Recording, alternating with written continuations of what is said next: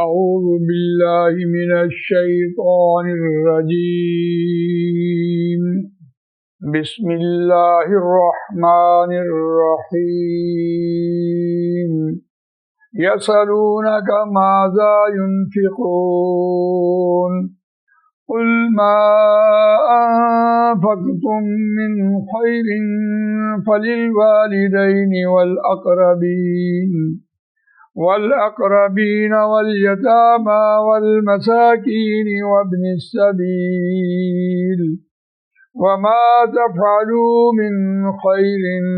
فإن الله به عليم. آمنت بالله صدق الله العظيم. رب اشرح لي صدري ويسر لي أمري واحلل عقدة من لساني يفقهوا قولي. اللهم أرنا الحق حقا وارزقنا اتباعه وَأَرِنَا الْبَاطِلَ بَاطِلًا وَارْزُقْنَا اجْتِنَابَهُ آمین یا رب العالمین۔ دوستو بزرگو، سورہ بقرہ آیت نمبر 215 آپ کے سامنے تلاوت کی ہے۔ یہ دوسرے پارے کا 10واں رکوع زیر مطالعہ ہے۔ اس رکوع میں جو مضمون چل رہا ہے وہ ہے نعمت کی ناشکری، اور اس کی مماثلت پہلے پارے کے 10ویں رکوع سے بھی ہے۔ وہاں بھی اس نعمت کی ناشکری کے حوالے سے یا اس کی ترغیب کے حوالے سے یا اس کو مضبوطی سے تھامنے کے حوالے سے بات ہوئی، اور وہ نعمت ہے قرآن مجید۔ قرآن مجید نعمت کے اعتبار سے وَمِنْ حَيْثُ خَرَجْتَ فَوَلِّ وَجْهَكَ شَطْرَ الْمَسْجِدِ الْحَرَامِ وَحَيْثُ مَا كُنْتُمْ فَوَلُّوا وُجُوهَكُمْ شَطْرَهُ لِأَلَّا يَكُونَ لِلنَّاسِ عَلَيْكُمْ حُجَّةٌ إِلَّا الَّذِينَ ظَلَمُوا مِنْهُمْ فَلَا تَخْشَوْهُمْ وَاخْشَوْنِي وَلِأُتِمَّ نِعْمَتِي عَلَيْكُمْ وَلَعَلَّكُمْ تَهْتَدُونَ کہ اللہ تعالیٰ نے قرآن مجید کو وہ نعمت کے حوالے سے بیان کیا ہے کہ نبی اکرم صلی اللہ علیہ وسلم کی سیرت اور قرآن مجید میں یہ مکمل ہو جائے تاکہ آنے والی ساری انسانیت اس سے راہ پائے۔ تو اس نعمت کی بات ہو رہی ہے قرآن مجید کی، اور جو پہلے پارے کے 10ویں رکوع میں یہ بات بیان ہوئی، خذوا ما آتیناکم بقوۃ واذکروا ما فیہ لعلکم تتقون، اور یہاں دوسرے پارے میں آیت نمبر 215 کے حوالے سے بات ہو رہی ہے۔ اس رکوع میں بھی خاص طور پر سل بنی اسرائیل کم آتیناہم من آیۃ بینہ وَمَن يُبَدِّلْ نِعْمَتَ اللَّهِ مِن بَعْدِ مَا جَاءَتْهُ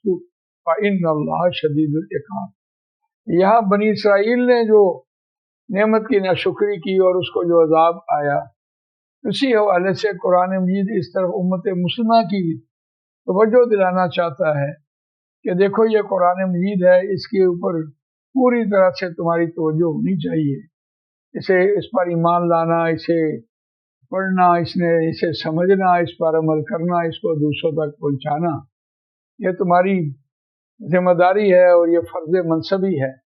اور اس کی تم نے اگر ناشکری کی تو یاد رکھو تم پھر جیسے بنی اسرائیل کے ساتھ ہوا وہ تمہارے ساتھ بھی ہوگا۔ تو یہاں قرآن مجید نے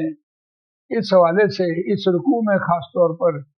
کان الناس امۃ واحدہ فبعث اللہ النبیین مبشرین ومنذرین وانزل معهم الکتاب بالحق لیحکم بین الناس فیما اختلفوا فیہ، کہ شیطان نے انسانیت کو ورگلایا اور اللہ تعالیٰ نے انبیاء کرام مبعوث فرمائے اور ان کے ساتھ کتاب بھیجی تاکہ اس کتاب سے امت مسلمہ راستہ لے لے۔ اب اس کتاب کی دعوت کو آگے پھیلانے کے حوالے سے جو قرآن مجید میں ایک تمثیل آئی ہے اور ایک واقعہ بیان ہوا ہے وہ بہت خوبصورت ہے کہ مکے کا دور ہے، حضرت بلال رضی اللہ تعالیٰ عنہ، حضرت خباب بن عرط رضی اللہ تعالیٰ عنہ نبی اکرم صلی اللہ علیہ وسلم کی خدمت میں حاضر ہوئے ہیں، اور انہوں نے رسول اللہ صلی اللہ علیہ وسلم سے عرض کی یا رسول اللہ آپ ہمارے لیے دعا فرمائیں۔ تو اس دعا کے نتیجے میں نبی اکرم صلی اللہ علیہ وسلم نے اسی رکوع میں سے جو آیت ہم پڑھ چکے، ام حسبتم ان تدخلوا الجنۃ ولما یأتکم مثل الذین خلوا من قبلکم مستهم البأساء والضراء وزلزلوا حتى يقول الرسول والذین آمنوا معه متى نصر اللہ الا ان نصر اللہ قریب۔ تو یہ آیت سنائی، اور اس کے ساتھ ہی پھر متصلاً جو اصل بات سامنے آئی کہ تم مال خرچ کرو، یہ دیکھو تم پر ظلم ہو رہا ہے، زیادتی ہو رہی ہے، ناانصافی ہو رہی ہے، تمہیں مارا جا رہا ہے، مارا پیٹا جا رہا ہے، اور مشرکین مکہ کو یہ کلمہ بھی برداشت نہیں ہے، تو اب تم کیا کرو؟ اس کا علاج یہاں دیا۔ اور اگر اس علاج کو آج ہم دیکھیں کہ جو شخص قرآن مجید کی دعوت اپنے گھر میں دینا چاہتا ہے، معاشرے میں دینا چاہتا ہے، تو وہ بھی اس آیت سے رہنمائی لے، اور آیت کا ترجمہ سنتے ہیں کہ اس مال کے خرچ کرنے کے حوالے سے جو بات آئی ہے کہ مال کو خرچ کرو۔ ایک پنجابی کا محاورہ ہے کہ منہ کھائے اور آنکھ شرمائے، جب آپ مال کھلائیں گے تو پھر آپ کی بات بھی سنی جائے گی، مانی جائے گی۔ تو یہ ترتیب ایک قرآن مجید نے یہاں دی ہے، اور اس ترتیب کو ہم مروز خاطر رکھ کر پڑھتے ہیں تاکہ ہمیں پتہ لگے کہ جو مال خرچ کرنا ہے اور اس کے ذریعے قرآن مجید کی دعوت کو عام کرنے کی کوشش کرنی ہے، تو وہ یہ ہے۔ ترتیب کیا ہے؟ یسألونک ماذا ینفقون، وہ سوال کرتے ہیں اے نبی صلی اللہ علیہ وسلم آپ سے، ماذا ینفقون، کیا خرچ کریں؟ قل ما انفقتم من خیر فللوالدین والاقربین والیتامى والمساکین وابن السبیل۔ اب یہاں ترتیب آئی ہے، کہہ دیجئے جو تم خرچ کرو یا جو تم نے خرچ کیا بھلائی میں سے، خیر میں سے، مال میں سے، یہاں خیر کا مطلب مال ہے، بس واسطے والدین کے اور عزیز و اقربا کے اور یتامہ کے اور مساکین کے اور راہ چلتے مسافروں کے۔ اب یہاں یہ ترتیب آئی ہے، اگر آپ مال اللہ کی راہ میں خرچ بھی کرنا چاہتے ہیں تو پھر بھی ترتیب یہی ہے، اس کے علاوہ ترتیب نہیں ہو سکتی۔ ہمارے ہاں جو ترتیب چل رہی ہے کہ مال کھلایا ہے، مال جا کر جہاں اس نے الیکشن لڑنا ہے وہاں جا کر مال کھلا رہا ہے، دیگیں پکوا رہا ہے، اور غریبوں اور مساکین کی مدد کر رہا ہے ووٹ لینے کی خاطر، اور ماں چاہے کسی کے ہاں برتن مانج رہی ہو یا ماں باپ کو اولڈ ہاؤس میں پھینکا ہوا، تو یہ ترتیب درست نہیں ہے۔ ترتیب یہی ہے جو قرآن مجید نے کہی، یہی ترتیب پہلے پارے کے 10ویں رکوع میں آئی ہے، جہاں بنی اسرائیل کا ذکر کیا، وَإِذْ أَخَذْنَا مِيثَاقَ بَنِي إِسْرَائِيلَ لَا تَعْبُدُونَ إِلَّا اللَّهَ وَبِالْوَالِدَيْنِ إِحْسَانًا وَذِي الْقُرْبَى وَالْيَتَامَى وَالْمَسَاكِينِ وَقُولُوا لِلنَّاسِ حُسْنًا وَأَقِيمُوا الصَّلَاةَ وَآتُوا الزَّكَاةَ، وہاں بھی یہی ترتیب آئی ہے۔ اور امت مسلمہ کی تربیت کے حوالے سے سورہ بقرہ آیت نمبر 177 میں وَآتَى الْمَالَ عَلَىٰ حُبِّهِ ذَوِي الْقُرْبَى وَالْيَتَامَى وَالْمَسَاكِينَ وَابْنَ السَّبِيلِ وَالسَّائِلِينَ وَفِي الرِّقَابِ وَأَقَامَ الصَّلَاةَ وَآتَى الزَّكَاةَ وَالْمُوفُونَ بِعَهْدِهِمْ إِذَا عَاهَدُوا وَالصَّابِرِينَ فِي الْبَأْسَاءِ وَالضَّرَّاءِ وَحِينَ الْبَأْسِ أُولَٰئِكَ الَّذِينَ صَدَقُوا وَأُولَٰئِكَ هُمُ الْمُتَّقُونَ۔ وہی جامع البر میں نیکی کے کل تصور میں بھی یہی ترتیب آئی ہے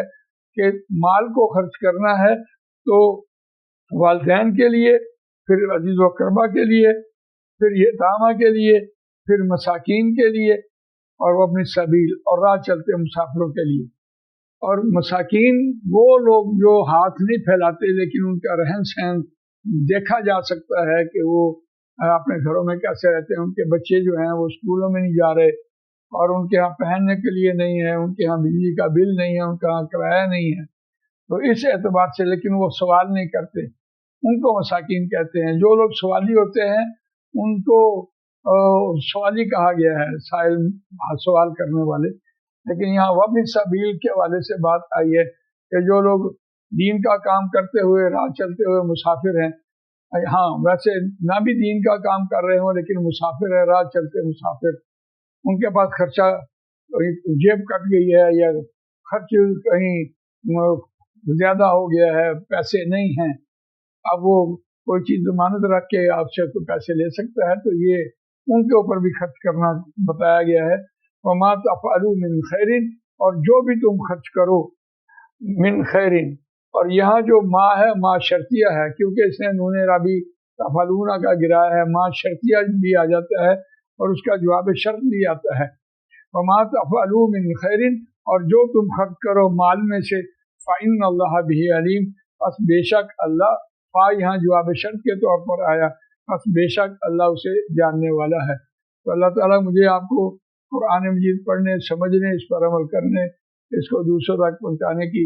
توفیق عنایت فرمائے۔ سبحانک اللہم و بحمدک نشہد ان لا الہ الا انت نستغفرک و نتوب الیک۔